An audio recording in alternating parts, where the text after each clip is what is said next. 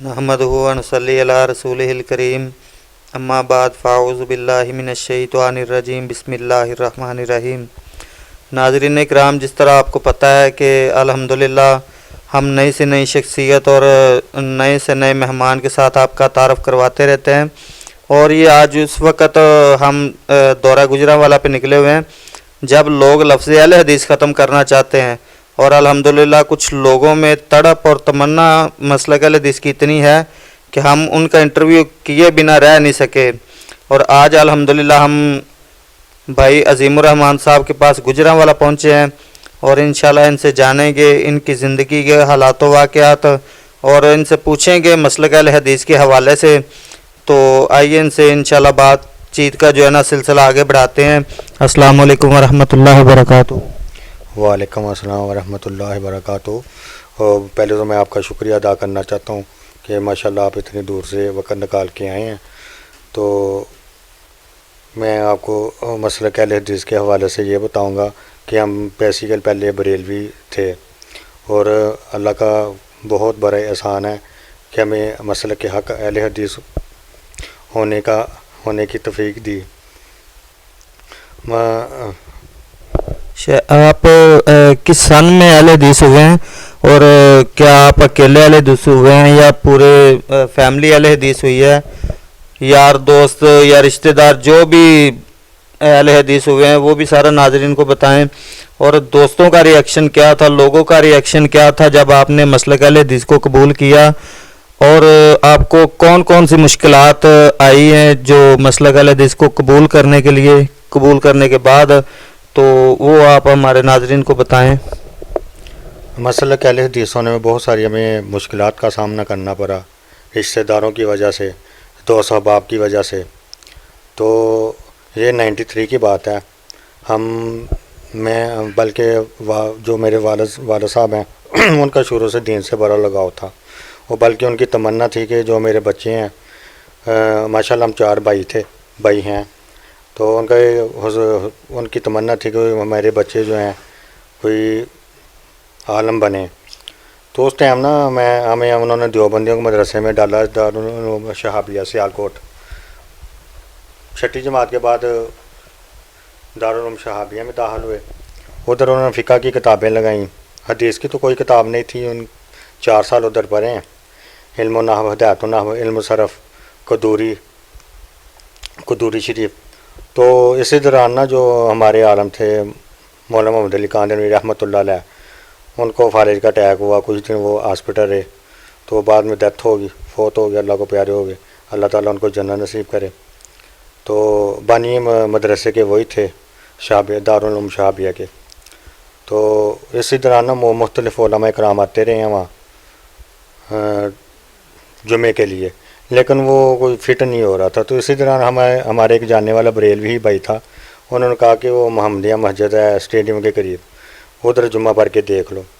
तो हम उधर जुम्मे हमने 3-4 पढ़े। मौलाना अब्दुल्ला नसार साहब वहाँ जुम्मा पढ़ाते थे, उनके साथ हमारी मसलक के तौर पे कुछ बातचीत होती रही, जो इख्तिलाफ़ात थे हमारे और उनके। तो उनका माशाल्लाह बड़ा अच्छा अंदाज़ था बताने का, समझाने का। जुम्मे के बाद वो मसले पे बैठे हैं, तो उन्होंने हाथ में कराने में जिद पकड़ा। उन्होंने कहा जो भी मसला पूछना मेरे से पूछो, ऐसे ही अपने आलम से पूछ लेना जाके जिस तरह मैं बता रहा हूँ। तो फिर हमने अल्लाह का शुक्र रिसर्च की, कुछ खुद मुताला किया, अल्लाह ताला ने हक़ की समझ दे दी। तो अल्लाह ताला खुद फरमाते हैं जिसकी भलाई का मैं इरादा कर लेता हूँ उसको हक़ की समझ अता कर देता हूँ। उसमें फिर हमें मसलक की वजह से सियालकोट भी छोड़ना पड़ा। हम बेसिकली सियालकोट के रहने वाले हैं। तो फिर उसके बाद हम गुजरांवाला शिफ्ट हुए। तो इधर आके नए अहले हदीस से अल्लामा साहब रहमतुल्लाह अलैह ने 26 फरवरी 1987 इलामा इकबाल और सियालकोट में जलसे में खिताब करते हुए फरमाया था कि मसलक की कदर पूछनी है उनसे पूछो जो नए इस मसलक में आ रहे हैं। पुराने लोगों को उतनी कदर नहीं है, जो नए मसलक में शामिल हो रहे हैं उनसे मसलक की कदर पूछो। तो इधर नए हमारा जज्बा था। ख़ानदान तो हमारा सारा बरेलवी, अभी भी बरेलवी है। हमने कोशिश तो की है कि चलो कोई, लेकिन बात वही आ जाती है जिसकी अल्लाह पाक भलाई का इरादा करते उसको हक़ की समझ आती है। हमें भी वो बहुत सारे लोग, जब हम बरेलवी थे, लोग 200 बाब कोशिश करते रहे, लेकिन हम बिल्कुल वो समझ ही नहीं आती थी उनकी बात, बल्कि हम उनको ही बुरा भला कहते थे تو اللہ تعالیٰ کا کروڑ شکر ہے کہ اللہ تعالیٰ کا ساری زندگی سجدے میں بھر کے شکر ادا کرتے رہیں، اس کا حق ادا نہیں ہوتا۔ تو اس میں یہاں آ کے ہمارے اوپر پرچے بھی ہوئے، تو اللہ تعالیٰ نے اس میں بھی فتح دی۔ مولانا محمد رفیق سلفی صاحب تھے اس ٹائم، انہوں نے بڑا ساتھ دیا، 96 کی بات ہے۔ اور اس کے بعد اکرم صاحب بھٹوی صاحب گجرانوالا کے گوردور اور مکی مسجد کے جو خطیب ہیں، اس کے بعد سعید کلیروی صاحب۔ تو اللہ تعالیٰ کا کروڑ شکر ہے کہ اللہ ہمیں فخر ہے کہ ہم اہل حدیث ہیں، اور بڑا یعنی کہ سکون ملتا ہے۔ لیکن اس میں یہ بات ہے کہ یزدانی صاحب رحمۃ اللہ علیہ فرمایا کرتے تھے اہل حدیثوں میں دوسروں میں فرق ہونا چاہیے۔ ہمیں اہل حدیث ہونے کے ناطے ہمیں فرق یہ ہونا چاہیے، ہمیں غلط بیانی کسی سے نہیں کرنی چاہیے، اور جو کاروبار ہے کاروبار کو بھی سچ کی بنیاد پہ کرنا چاہیے۔ اس میں ایک تو برکت ہے، سچ میں ویسے ہی بڑی برکت ہے، تو یہ چیزوں کا خاص طور پہ ہمیں خیال رکھنا چاہیے مسلک کی بنیاد پہ، تاکہ کوئی مسلک کو برا نہ کہ انسان میں تو بے شمار خامیاں ہوتی ہیں، لیکن مسلک میں کوئی بات نہ کرے۔ اچھا، ماشاءاللہ، آپ کی تعلیم کیا اور دینی تعلیم آپ نے کہاں تک حاصل کی ہے؟ اور کچھ لوگ مسلک اہل حدیث کے بارے میں باتیں کر رہے ہیں جی ہم نے اس نام کو ختم کرنا ہے، تو آپ تو ماشاءاللہ کافی زیادہ مشکلات آپ نے دیکھی ہیں مسلک اہل حدیث کے لیے، تو آپ کا کیا خیال ہے یہ لوگ جو کہہ رہے ہیں جی ہم مسلک کا نام جو ہے نا ختم کر دیں گے؟ پہلی تو بات تو یہ ہے کہ قرآن و حدیث کا جو مسلک اہل حدیث لفظ ہے یہ تو ختم ہو ہی نہیں سکتا، یہ تو تب سے ہے جب سے صحابہ کرام ہیں۔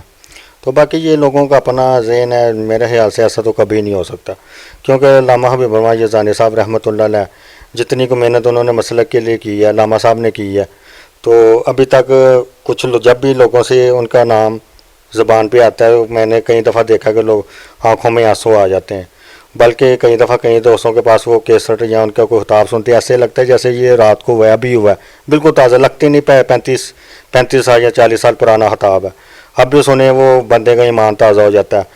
تو اللہ کے ولی تھے، وہ مسئلے کے لیے اتنی قربانیاں دی ہیں، تو کوئی دنیا کی طاقت یہ مسئلے کے اہل حدیث نام ختم نہیں کر سکتی، نہ یہ ہو سکتا ہے، بہت بڑی غلط فہمی ہے ان کی۔ تو تعلیم میری شہابیت سے 6 تک گورنمنٹ ہائی اسکول تھا، آگے مدرسے میں والد صاحب نے داخل کرا دیا، ادھر فقہ ہی پڑھی ہے 4 سال، حدیث کی تو کوئی کتاب انہوں نے لگائی نہیں تھی، وہ 12ویں میں کوئی دورہ کراتے تھے اس کا نا، لیکن وہ جب مسلک اہل حدیث قبول کیا پھر وہ مدرسہ چھوڑنا پڑا۔ تو جو قرآن مجید کی تعلیم تھی وہ رنگ پورہ رائیوں کی مسجد تھی، ادھر قرآن مجید پڑھا، اس کے علاوہ نا ادھر وہ مولانا صاحب جو خطیب تھے ادھر ان کے وہ فضائل سنت تھی جو لیاس قادری صاحب کی، تو وہ کبھی کبھار ان سے وہ پڑھنے کا موقع مل جاتا تھا ان کی۔ تو بہرحال اللہ کا شکر ہے، باقی معاملات چل رہے ہیں ابھی۔ اچھا شیخ، ہم نے کبھی یہ سوال تو نہیں کیا شادی وغیرہ کا، کیونکہ یہ مناسب نہیں ہوتا، لیکن آپ نے چونکہ مسلک اہل حدیث کو قبول کیا ہے تو اس کے لیے بہت زیادہ مشکلات آتی ہیں، تو کیا آپ کی شادی اپنے اہل حدیث گھرانے میں ہوئی ہے یا کسی غیر برادری میں ہوئی ہے؟ یہاں اس جو میرے ماشاءاللہ باقی چھوٹے بھائی تھے ان کی شادی، اپنی شادی تو میری دیوبندیوں میں کی ہے، میرا اپنا ذاتی نقطہ نظر یہ تھا، تو چھوٹے بھائیوں کے جب شادیوں کا پروگرام بنا تو پروگرام یہی تھا کہ اہل حدیث فیملیوں میں کیا جائے، لیکن وہاں میں نے والد صاحب کو کہا کہ نہیں، ہم بریلوں میں ان کی شادی کریں گے، اس میں یہ ہوگا کہ جو بھی لڑکی آئے گی اس کے آنے والی نسل جو ہے نا اس کا عقیدہ درست ہو جائے گا، جو اپنے مسلک کی لیں گے وہ تو پہلے ٹھیک ہے، اگر بریلوی سے آئے گی اس کے چلو وہ جنت کی حقدار بن جائے گی، تو اس وجہ سے میرا نظریہ یہ تھا کہ بریلویوں میں کرنی چاہیے، تاکہ جو آئے اس کے یعنی کہ جو ہے نا آگے نسل آنے والی جو ہے نا وہ اہل حدیث یعنی کہ نبی پاک کی سنت کے مطابق زندگی گزارے۔ ماشاءاللہ۔ اچھا آپ بتائیں کہ آپ اہل حدیث ہونے سے پہلے اور اہل حدیث ہونے کے بعد آپ اپنی زندگی میں کیا جو ہے نا فرق محسوس کرتے ہیں، وہ تھوڑا ناظرین کو بتا دیں۔ جی پہلے والی زندگی تو آپ کو پتہ ہی ہے کہ پہلے جو بندے کو جب دین کی سمجھ نہیں ہوتی وہ بے سکونی سی ہوتی ہے نا، بندہ مطمئن یا وہ کیا کہتے ہیں، کبھی کسی مزار میں خود ہی جاتا رہا ہوں، وہ گو کہ ادھر بھی مزار پہ میلوں پہ گئے ہیں، اس کے بعد پیری شاہ رحمان یہ حافظ آباد والی سائڈ پہ ادھر بھی وہ سب کچھ جاتے آتے رہے ہیں، لیکن اس ٹائم بھی سمجھ آتی تھی جو لوگ کر رہے ہیں وہ غلط ہے، یعنی کہ دل سے آواز نکلتی تھی، لیکن عقیدے کی بنیاد پہ یہ سوچتے تھے ٹھیک ہم یہی ہیں، لیکن یہ ہے کہ اہل حدیث ہونے کے بعد اللہ کا شکر ہے میں نے پہلے بتایا کہ اللہ کا کروڑ دفعہ شکر ادا کریں، بلکہ ساری زندگی سجدے میں پڑھ کے اللہ کا شکر ادا کریں، یہ حق ادا نہیں ہوتا. تو بڑی اچھی لائف گزر رہی ہے، اللہ کا بڑا احسان ہے، بہت اچھی ہے. ماشاءاللہ. اچھا، موجودہ وقت میں جتنے بھی علماء کرام خطابات فرما رہے ہیں، دن رات دین کی خدمت کر رہے ہیں، آپ کس کو سب سے زیادہ سنتے ہیں یزدانی شہید رحمۃ اللہ علیہ کے علاوہ؟ جی، جو اس ٹائم موجودہ وقت کے جو علماء کرام ہیں ماشاءاللہ، سید سفتین شاہ نقوی صاحب بڑے اچھے ماشاءاللہ ہماری جماعت کے عالم، اللہ پاک ان کو لمبی زندگی دے. اس کے بعد علامہ طارق محمود یزدانی صاحب ہیں. اس کے بعد فیصل آباد کے عبد المنان راسک ماشاءاللہ رحمۃ اللہ علیہ، اور قاری اکرم زاہد بوٹوی صاحب مکی مسجد گوردو روڈ. تو علماء کرام تو بہت سارے ہیں ماشاءاللہ، دین کی خدمت کر رہے ہیں، اللہ تعالیٰ قبول کرے. تو جو بھی میں سمجھتا ہوں کہ اللہ کے نبی کا فرمان لوگوں تک پہنچا رہا ہے وہ اچھا، یعنی کہ سمجھ آ رہی ہے ماشاءاللہ. اپنا اپنا انداز ہے لوگوں کا، خطیبوں کا، وہ بہت اچھا جا رہا ہے ماشاءاللہ. اللہ تعالیٰ مزید توفیق دے سمجھنے سننے کی. ماشاءاللہ. ناظرین، یہ ہم تھوڑی سی غلطی ہو گئی ہے بھائی سے، وہ عبد المنان راسک صاحب کو رحمۃ اللہ علیہ بول دیا، تو وہ صرف جلدی میں بولا گیا، تو حافظ اللہ تعالیٰ بولنا تھا. اچھا، آپ لوگوں کو کیا پیغام دینا چاہیں گے؟ کیونکہ آپ نے الحمدللہ جو ہے نا اس مسلک کو چھوڑ کے اس کو ایکسیپٹ کیا ہے، اور آپ کے جذبات تو ماشاءاللہ، مطلب کہ ایک دفعہ تو بندے کو آگ لگ جاتی جب کو کہتا ہے یار کہ میں مسلک اہل حدیث کو ختم کر دوں گا، یہ کر دوں گا. آپ کیا میسج دینا چاہیں؟ میں تو یہی کہوں گا کہ دیکھیں جی، باقی چیزوں میں ہم دنیا داری کے معاملات میں ہر چیز کی ریسرچ کرتے ہیں. کوئی دنیاوی کام کی یا کوئی کاروبار کرنا چاہتے ہیں، 10 بندوں سے مشورہ کرتے ہیں یار یہ کاروبار کر لیں، اس میں کوئی نقصان تو نہیں ہوگا. لیکن یہ جو دین کا معاملہ ہے، اللہ کے نبی کی حدیث کا معاملہ ہے، اس میں ہماری بہت زیادہ سستی ہے. اس میں ہم لوگوں کو اپنے علماء کرام پہ نہیں رہنا چاہیے، خود بھی حدیث کا مطالعہ کرنا چاہیے. بخاری شریف پڑھ لیں، مسلم پڑھ لیں، ابن ماجہ پڑھ لیں، مشکات پڑھ لیں، تو ترجمے کے ساتھ قرآن مجید پڑھ لیں. وہ اللہ تعالیٰ خود بہت بندے کی رہنمائی کر دیتے ہیں. بندہ کوشش کرے، جب بھی کسی بھی کام کی کوشش کرے، اللہ تعالیٰ اس کی مدد فرماتے ہیں. آپ میسج لوگوں کو کیا دینا چاہیں گے کہ مطالعہ کریں لوگ زیادہ سے زیادہ؟ اچھا، لوگ اکثر دیکھا ہے کہ لوگ نا کسی مشہور شخصیت کو پسند کرتے ہیں، اس کے فین ہو جاتے ہیں، اور اس کے جیسا بننے کی کوشش کرتے ہیں، اور اس کی ہر چیز کو جو ہے نا وہ نقل کرتے ہیں، کاپی کرتے. کیا آپ کی زندگی میں کبھی کوئی ایسا معاملہ پیش ہوا ہے؟ دیکھیں جی، اب ہماری جماعت میں دیکھیں کہ اکثر علماء کرام یزدانی صاحب یزدانی کا لفظ یوز کر رہے ہیں، لیکن جو حبیب الرحمن یزدانی تھے رحمۃ اللہ علیہ، اس جیسا تو کوئی بھی نہیں ہے. تو اللہ ہماری تو دعا ہے کہ اللہ تعالیٰ ہمیں بھی ان جیسا کو خطیب دوبارہ عطا کرے. اور لامہ جو لفظ ہے لامہ ثانِ زیر کے ساتھ ہی لگتا تھا، تو ان کے ساتھ ہی ججتا تھا. اب جو لامہ لکھ بھی لے یا لکھتے ہیں، وہ لامہ ثانِ زیر جیسے تو نہیں ہو سکتے نا.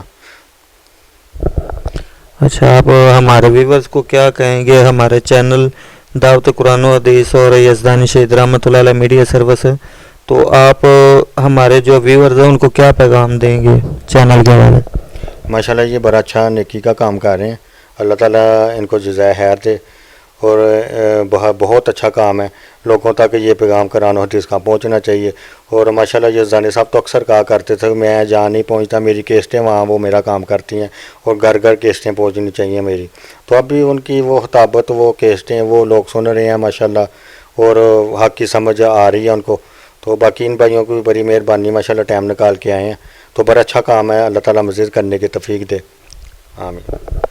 ناظرین، اس کے ساتھ ہمیں اجازت دیجیے. انشاءاللہ نیکسٹ ٹائم پھر کسی نئے مہمان کے ساتھ انشاءاللہ آپ کی ملاقات کروائیں گے. السلام علیکم ورحمۃ اللہ وبرکاتہ.